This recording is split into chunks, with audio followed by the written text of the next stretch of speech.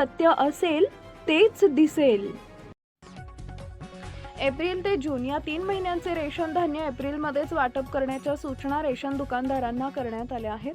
शासनाकडून धान्य वितरण सुरू झाले असून 3 महिन्यांचे धान्य रेशन दुकानात ठेवण्यासाठी पुरेशी जागा नसल्यानं दुकानदारांना अडचणी येत आहेत. 90 दिवसांचं रेशन एकाच वेळी मिळणार असल्यानं शिधापत्रिका धारकांमध्ये एकीकडे आनंद असला तरी दुसरीकडे दुकानदारांच्या अडचणीमुळे धान्य वाटप एकाच वेळी न करता 3 टप्प्यात घेण्याचा निर्णय करण्यात आलाय. पहिल्या 10 दिवसात एका महिन्याचं धान्य वाटप प्रक्रिया पूर्ण करावी. दुसऱ्या टप्प्यात पुन्हा 10 दिवस तसेच तिसऱ्या टप्प्यातही 10 दिवसांचं उद्दिष्ट ठेवून अवघ्या 30 दिवसात 90 दिवसांचं धान्य वाटप करण्याच्या सूचना पुरवठा विभागानं शहर व ग्रामीण भागातील रेशन दुकानदारांना दिल्या. रेशन कार्ड धारकांसाठी सरकारनं दिलासादायक निर्णय घेतला. त्यानुसार एप्रिल महिन्यात अंत्योदय व प्राधान्य गटातील लाभार्थ्यांना तिप्पट धान्य देण्याचा निर्णय घेण्यात आलाय. त्यामुळे या दोन्ही गटातील लाभार्थ्यांना एप्रिल, मे व जून महिन्यातील धान्याचं वाटप एप्रिलमध्येच करण्यात येणार आहे.